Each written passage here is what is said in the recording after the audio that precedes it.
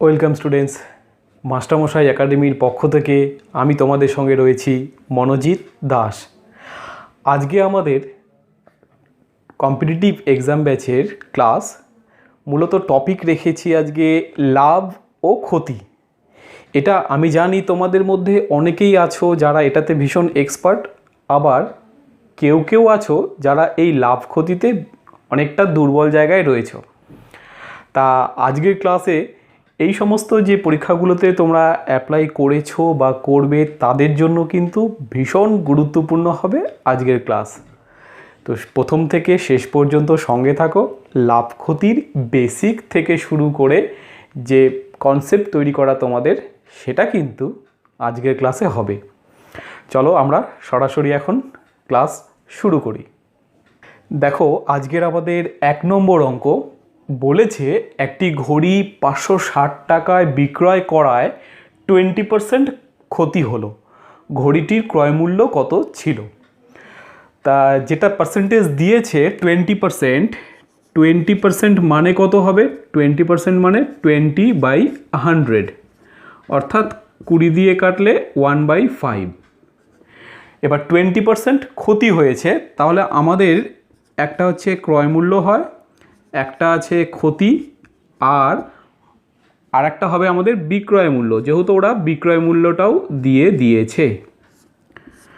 তা 1/5 যেটা আমরা ভগ্নাংশ পেলাম, এর মধ্যে আমাদের লাভ বা ক্ষতি সবসময় ক্রয় মূল্যের ওপরে নির্ধারণ করা হয়। অর্থাৎ এই 5 টাকা যদি আমার ক্রয় মূল্য হয়, আমি ক্ষতি করেছি কত? 1 টাকা। তাহলে 5 টাকায় একটি দ্রব্য কিনে আমি 1 টাকা ক্ষতিতে যদি বিক্রি করে দেই, তাহলে কত দিয়ে বিক্রি করব? নিশ্চয়ই 4 টাকা দিয়ে। ঠিক, কিন্তু আমরা কিন্তু 4 টাকায় বিক্রি করিনি, আমরা বিক্রি করেছি 560 টাকায়। অর্থাৎ এই 4 টাকাটা হয়ে গেল 560। 4কে কত দিয়ে গুণ করলে 560 হয়? 140 দিয়ে। এবার চাইছে ক্রয় মূল্য, তাহলে ক্রয় মূল্যকেও আমরা গুণ করে দেব 140 দিয়ে। যেহেতু বিক্রয় মূল্যের 140 গুণ হচ্ছে এটা, তাহলে আমাদের ক্রয় মূল্যেরও 140 গুণ হবে এটা, অর্থাৎ হবে ক্রয় মূল্য 700 টাকা। অর্থাৎ আমাদের ঘড়িটির ক্রয় মূল্য ছিল 700 টাকা। ভীষণ সহজ একটা অঙ্ক শিখলাম। এরপর আমরা শিখি নাম্বার 2। এবার আমাদের 2 নম্বর অঙ্ক বলেছে টাকায় 6টি করে লেবু ক্রয় করে টাকায় কয়টি করে লেবু বিক্রয় করলে 20% লাভ হবে।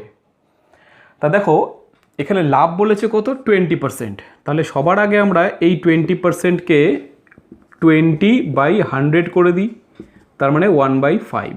কাটাকাটি করলে 20 একে 20, 5 20 100, 1/5। অর্থাৎ আমাদের এখানে যদি ক্রয় লিখি, এখানে লাভ, আর এখানে একটা হচ্ছে বিক্রয় মূল্য।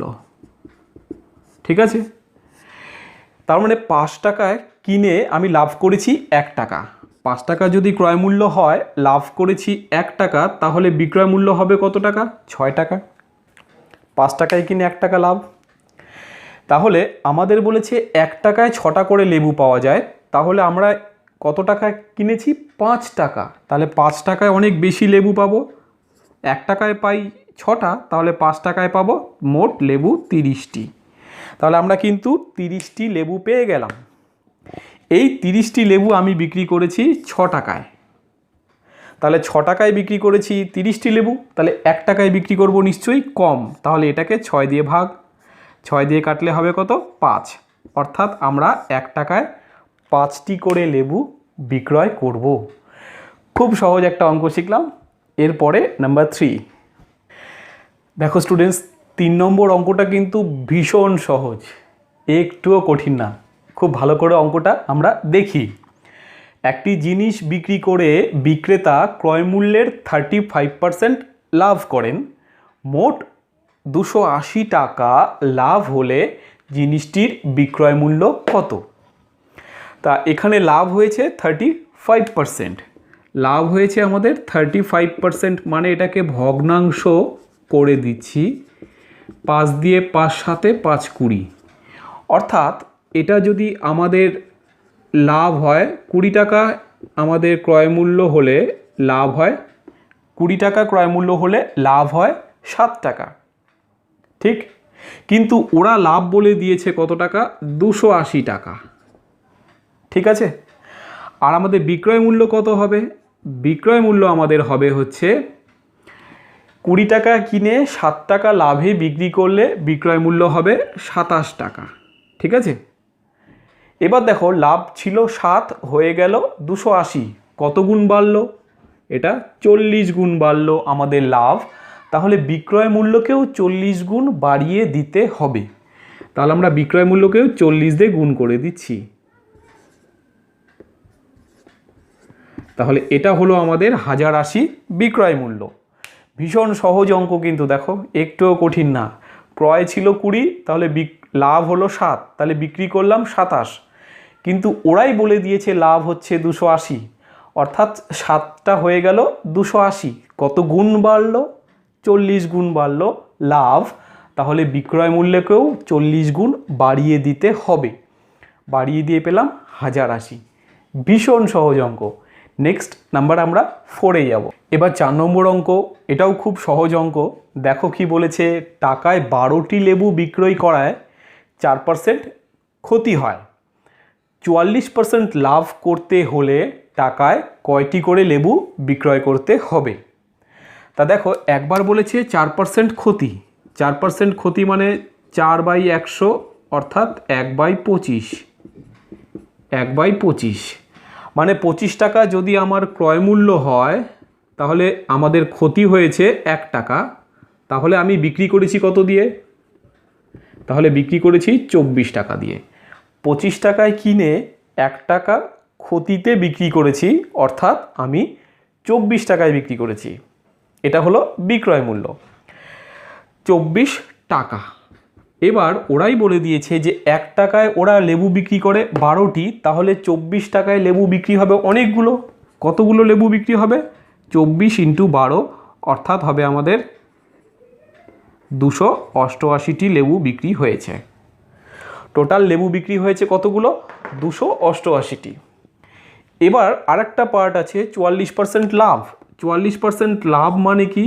4/4 11/25, অর্থাৎ 25 যদি ক্রয় মূল্য হয়, তাহলে লাভ হবে হচ্ছে 11 টাকা। তাহলে বিক্রয় মূল্য কত হবে? 25 আর 11 যোগ করলে 36 টাকা। একটা জিনিস তোমরা লক্ষ্য করো, প্রথম ক্ষেত্রেও কিন্তু ক্রয় মূল্য 25, পরের ক্ষেত্রেও কিন্তু ক্রয় মূল্য 25ই আছে, ঠিকঠাক আছে, অসুবিধা নেই। এইবার পরে আমি 36 টাকায় বিক্রি করেছি কিন্তু লেবুগুলো, অর্থাৎ 288টি লেবু। তাহলে 36 টাকায় আমি বিক্রি করে দিয়েছি 288টি লেবু। তাহলে 1 টাকায় আমি কটা লেবু বিক্রি করব? তাহলে 288কে আমরা ভাগ করব 36 দিয়ে, তাই তো? এটা 12 দিয়ে দিই, 12 দুগুণে 24, 4 বারং 3 বারং 36, 3 8 24, অর্থাৎ আমি টাকায় 8টি করে লেবু বিক্রয় করব। খুব সহজ কিন্তু অঙ্কটা, একটুও কঠিন না, ভালো করে দেখো হয়ে যাবে। নেক্সট আমরা যাই নাম্বার 5-এ। দেখো স্টুডেন্টস, 5 নম্বর অঙ্কটা সবচেয়ে সহজ অঙ্ক, একটুকু কঠিন না। বলেছে যে 20 টাকায় 12টি আম কিনে প্রতিটি 2 টাকা করে বিক্রয় করলে শতকরা কত লাভ হবে? তাহলে দেখো এখানে আমরা কত টাকা ক্রয় মূল্য, কত আমাদের এখানে আমাদের ক্রয় মূল্য হচ্ছে 20 টাকা, ঠিক। কটা আম কিনেছি? 12টি আম কিনেছি। তাহলে বিক্রি করার সময় সেই 12টা আম বিক্রি করে কত পাবো? আমি বিক্রি করার সময় একটা আম বিক্রি করি 2 টাকা দিয়ে, তাহলে 12টা আম বিক্রি করে পাবো কত? আমি 12 দুগুণ 24 টাকা। এটা হলো আমার বিক্রয় মূল্য। দেখো বিক্রয় মূল্য বেশি, ক্রয় মূল্য কম, তাহলে আমাদের কি হয়েছে? লাভ কত টাকা? 20 টাকায় কিনে 24 টাকায় বিক্রি করা হয়েছে, অর্থাৎ লাভ করেছি 4 টাকা। এই লাভ সবসময় কার উপর হয়? ক্রয় মূল্যের ওপরে হয়। অর্থাৎ তুমি লাভ করেছো 20 টাকায়, লাভ করেছো 4 টাকা। তাহলে শতকরা লাভ করতে গেলে 100 দিয়ে গুণ করে পার্সেন্ট চিহ্ন, 5 20 100, 4 5 20, অর্থাৎ লাভ হয়েছে কত পার্সেন্ট? 20% লাভ হয়েছে। খুবই সহজ অঙ্ক। আমাদের বেসটা একটু তৈরি হোক, আজকে লাভ ক্ষতির ডে 1 ক্লাস, বেসটা একটু তৈরি হয়ে যাক।